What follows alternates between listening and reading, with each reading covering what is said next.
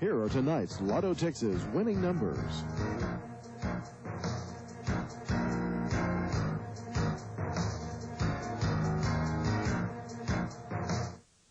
The most watched news team on the South Plains, KCBD 11 Lubbock. Now, Abner Euresti, Karin McCay, meteorologist John Robison, and John Harris Sports. This is News Channel 11 at 10. At least it tells them that they don't get a free shot out there at high school and get put on probation or something like that. The verdict is guilty for a Plainview teenager. Good evening. Thank you for joining us. 17-year-old Timothy Udley was convicted of attempted murder by a Hale County jury this afternoon. Udley was accused of shooting and injuring 18-year-old Veronica Cordero and 14-year-old Esperanza Lucio in the parking lot of Plainview High School last September. News Channel 11's Sherry Gyro was in Plainview covering the trial and has this report. Tim, do you have anything to say? I'm sorry. But sorry wasn't good enough for the Hale County jury. During closing arguments, Hale County District Attorney Terry McKeitron said he will no longer tolerate guns at Plainview High and asked the jury to put an end to it by convicting Tim Udley. And I hope this sends a message to the school that if there's any more guns out there at the high school and we've got proof that they're going to get tried before a jury. But the defense attorney, Tom Hamilton, tried to convince the jury that the criminal activity all the kids were involved in is the fault of parents. He asked the jury only to find Udley guilty of aggravated assault and be put on probation. But the jury felt differently by handing down the guilty conviction and a 10-year sentence without probation. Well, I think the jury did what they felt like they had to. And when a person becomes involved in those kind of things, it's a sad situation for everybody. We spoke with family members and friends, and they say that incarceration isn't going to help Udley with his problems. It will only make them worse.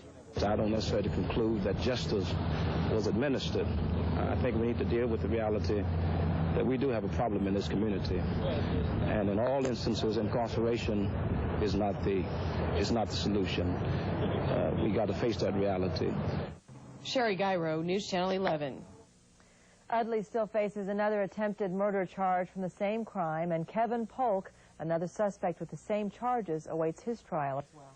It didn't take long for South Plains lawmen to solve the case of the Mesa Bank robbery. They now have 2 suspects and most of the money. News Channel 11's Steve Alberts has more on the story. Do you still feel safe to work here? Definitely. It happened right across the street from the La Mesa police station in broad daylight. A gunman rode a motorcycle up to a drive-in teller window at the La Mesa National Bank and demanded cash. The teller did as she was told, and the robber sped away. No one was injured. The victim's parents rushed to comfort her. La Mesa Police Chief Richard Garcia put the word out to law officers to be on the lookout. There was a motorcycle located later this morning that matched the description of the motorcycle that was ridden by the robber. Garcia says a Lubbock man is in custody in Brownfield, and apparent accomplice, a La Mesa woman, is in jail in La Mesa. Steve Alberts, News Channel 11. The 2 suspects are expected to be arraigned in Lubbock Federal Court. Chief Garcia tells News Channel 11 that a number of law officers in La Mesa, Brownfield, and Lubbock helped nab the pair. Claiming millions of dollars in lost income, Western Greenhouse today filed a lawsuit in federal court accusing Reese Air Force Base of negligence in its handling of a deadly toxin. News Channel 11's Joe Conger has that story. Like these flowers and plants it once sold, a Lubbock business is dead. Western Greenhouse blames its troubles on trichloroethylene, or TCE, a toxic waste that's unsafe for human consumption. The alleged culprit, Reese Air Force Base. We're without a business right now. It's completely shut down. In a federal lawsuit, owners of the greenhouse claim Reese endangered the landowner's health by dumping TCE into the groundwater supply.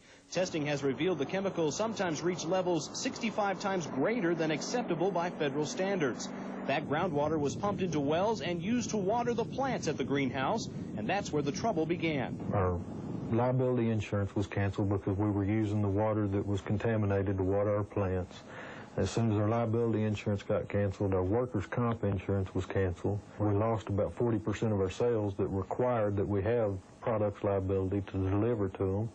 and trying to operate that big a greenhouse on a small scale was just not cost effective. The greenhouse is now empty. Its 25 employees gone, some of them still unemployed.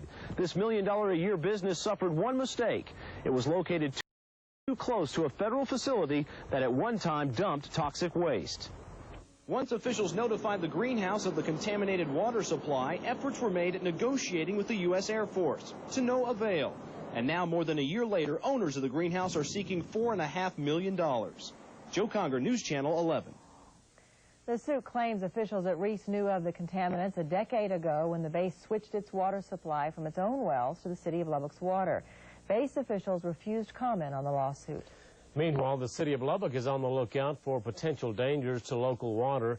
In an effort to keep hazardous materials out of the Lubbock landfill, the city randomly searches, on average, 1 truckload of garbage entering the dump every day. The federal government mandates those periodic checks of illegal waste to ensure that the groundwater stays contaminant-free. And just what are those trash investigators looking for? Tires, car batteries, PCB waste, hazardous waste, untreated medical waste. There's health and safety concerns with them. Untreated medical waste or hazardous waste, if it was to leach into the, if it gets wet and leaches into the groundwater, could cause problems. And so you try to make sure that the wastes that are being accepted are acceptable and safe for disposal by landfill methods. About 300 trucks of trash unload at the Lubbock landfill every day, and city officials say the search works. They often find illegal waste and send the trucks away. The city says besides the random checks, other safeguards to ensure a safe environment include a lining on the bottom of the landfill and periodic groundwater tests. Still to come, the Clintons prepare to face whitewater critics. The House has its say on a $1.5 trillion budget. And deadly violence in South Africa over upcoming elections. After a week of being hammered over whitewater, the President and First Lady are close to settling on a prime-time television appearance to respond to their critics. The President tried to get back to business today as the Treasury Department delivered 3,700 pages of documents to the Special Treasury Counsel's office. That's more than 3 times what the House found. Treasury Secretary Lloyd Benson said that did not mean there had been more whitewater meetings than were previously acknowledged. And they've done an extensive job, as they should have. We want to be sure that through any stretch of the imagination, we've complied. New White House counsel Lloyd Cutler arrived in Washington today, although he is not full-time until next week. Late today, Majority Leader George Mitchell said for the first time there will be whitewater hearings, but not while they could jeopardize the special counsel's investigation. The House of Representatives passed a $1.5 trillion budget today. The vote, which was largely along party lines, left in place most of President Clinton's proposals and contains strict spending limits. The plan is aimed at helping schools and the homeless, as well as trimming defense spending and not raising taxes. The plan claims to reduce the deficit for 1995 to $175 billion, which is the lowest in 6 years. No Republicans voted for the plan, but the votes from 223 Democrats and 1 independent were enough to pass the plan. The Senate Budget Committee will begin working on the plan next week. Taking a look at news making headlines around the world, violence erupted in the black homeland of Bafokeng in South Africa today. It was sparked by anger over next month's elections. ANC supporters started rioting in the streets after the president of the independent homeland refused to participate in the upcoming multiracial elections. The protest escalated when thousands of right-wing whites invaded the homeland to lend support to the embattled leader. At least 6 people have been killed and another 80 injured in the street battles. After today's clashes, the hardline leader announced that his political party would participate in the elections, which are slated to be held April 26th through the 27th. London's Heathrow Airport came under attack again today when 4 mortar shells were fired at a terminal building just hours after Queen Elizabeth's jet had landed. The shells did not explode or cause damage, but the attacks may have harmed the Anglo-Irish Initiative for Peace in Northern Ireland, which the IRA has condemned. Investigators spent the day combing through a wooded area near the airport's southern runway where a mortar launching device was discovered. Although the Irish Republican Army has not claimed responsibility in the attacks, the political wing of the IRA says the acts of terrorism will continue until their demands in the peace process are met. The new president of Chile took the oath of office today in the first democratic exchange of power in more than 20 years there. In a ceremony before Congress, outgoing President Patricio Aylwin handed over power to Eduardo Frei, the son of a previous leader of the South American nation. It's the first time in more than 50 years that a Chilean president has handed power over to a successor who is a member of the same political party. Frei inherits the leadership of a country that is at peace and has a booming economy. Okay, John, it is officially spring break now, and the key word in that is spring. Well, it may feel more like winter, I'm afraid, at least for the first couple of days. Maybe by the middle of next week it'll feel more spring-like, but big changes on the way for the weekend. Could see some more snow in West Texas. It may have been a windy day, but it was a mild day here in the South Plains, but it's going to be changing over the weekend. We talked about it earlier today. Looks like temperatures may be 20 to 25 degrees colder across all of West Texas, and one of the reasons, right here, an upper-level storm system swinging now into southern Arizona. Looks like that system is going to be very slow as it tracks towards the Big Bend. You can see how it's spreading moisture in now, and there's some areas of New Mexico already seeing a little bit of snow. No heavy amounts at this point, but it'll likely increase, and they may even get some amounts of 6 to 8 inches, at least hopefully so, around Ruidoso, Santa Fe, and the Taos area before the storm moves out. There is a trough in place to our west and a couple of lows developing ahead of that upper-level low. That means our winds will stay out of the south, then turn a little more southeast, and then tomorrow they'll start turning northeast, and that's when the colder air will start spilling in. At this point, it's still cool in the region. Won't really call it cold because temperatures are holding at 50 down in Midland, 40s here. A little colder up in the Panhandle, a little fog developing there. There's still some snow on the ground in a few isolated areas. Low clouds down south, and the deep moisture we need for some heavy rain is still to our south, but this system may be slow enough and strong enough that it pulls enough moisture up here to give us some widespread significant rainfall late Saturday and maybe through Sunday into Sunday night. Looks like the system is slowing down just a little bit. Clear in the city in 47 right now, humidity of 45%. Dew point is still low, though, 27. Keep in mind, we'd like to see that in a range of at least 45 to around 50 degrees for significant rainfall. Southeast winds at 14, 34 this morning, 68 for the high this afternoon. And again, about 20 degrees colder tomorrow afternoon. The main system still well to our west, but it's expected to get close to and maybe even into southwest Arizona or southwest New Mexico by morning. There'll be snow in the mountain areas. We'll carry a slight chance of rain. Might even see some fog in the area.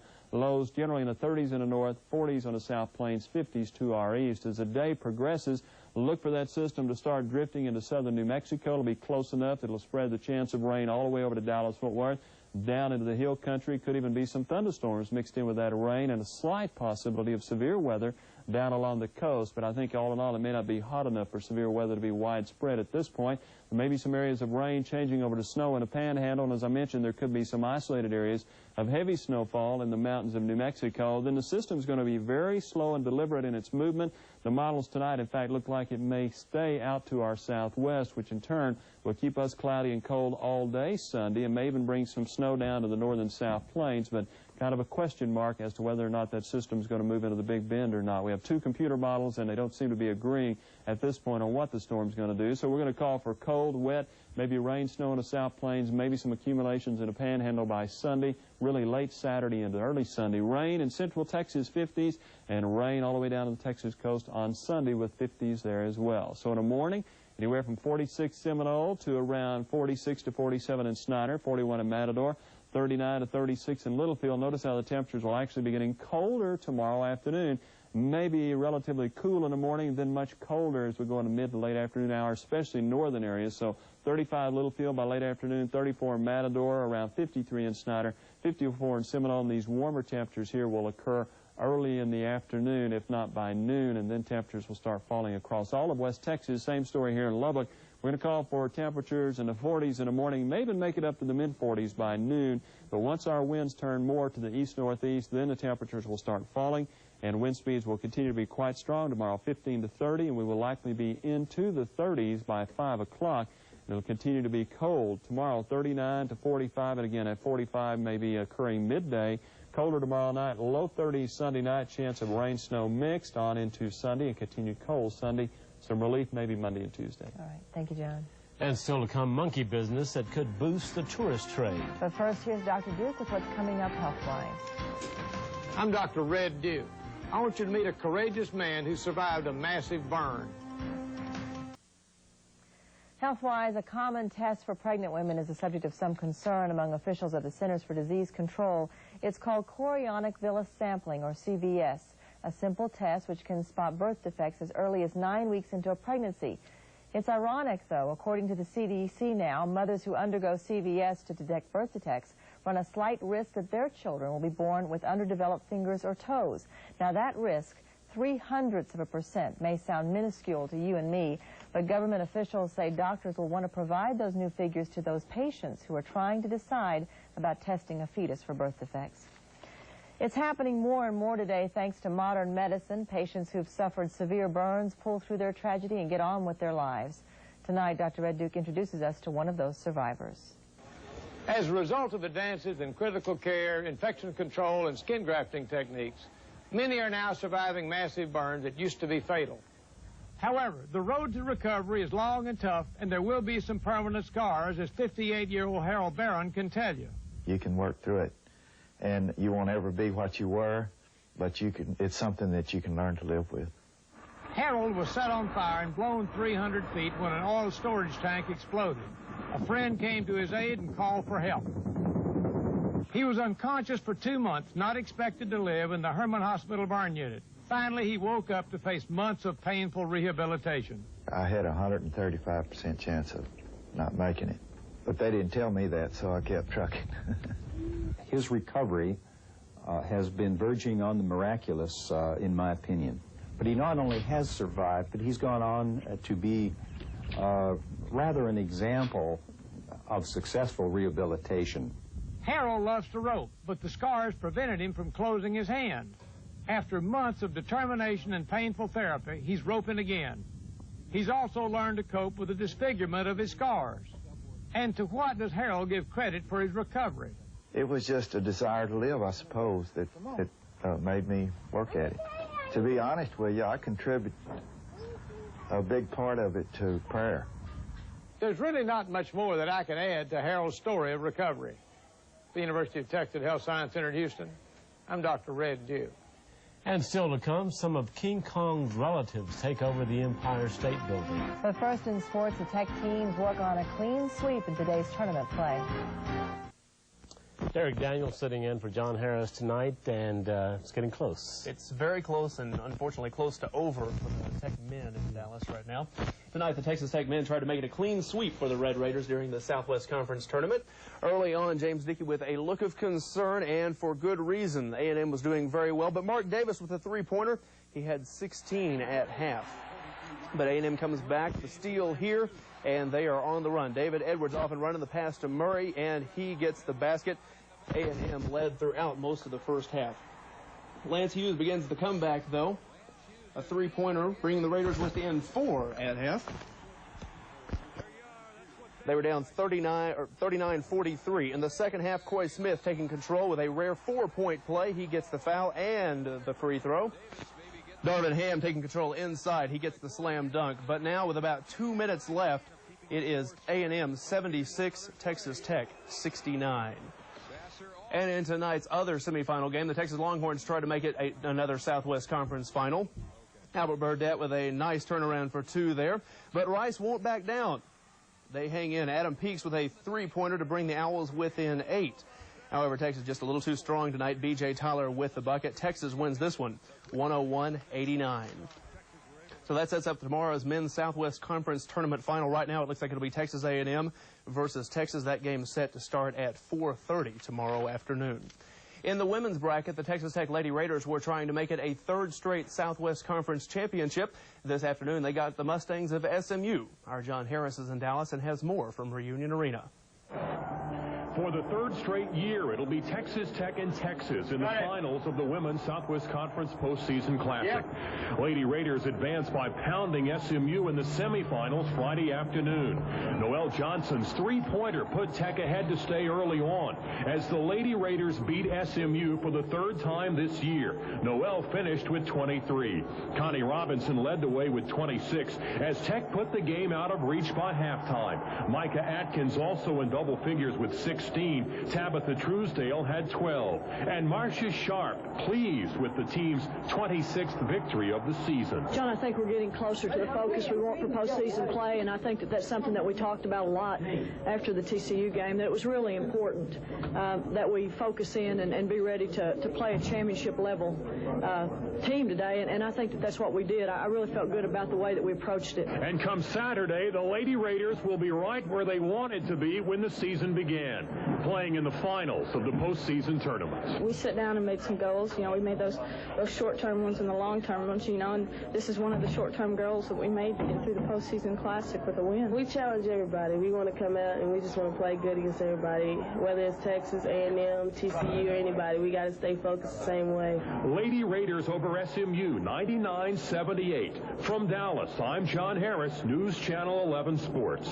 In the other women's semifinal game, the Texas Lady Longhorns faced the Aggies of Texas A&M. The Aggies led this one early on and, in fact, took a 31-30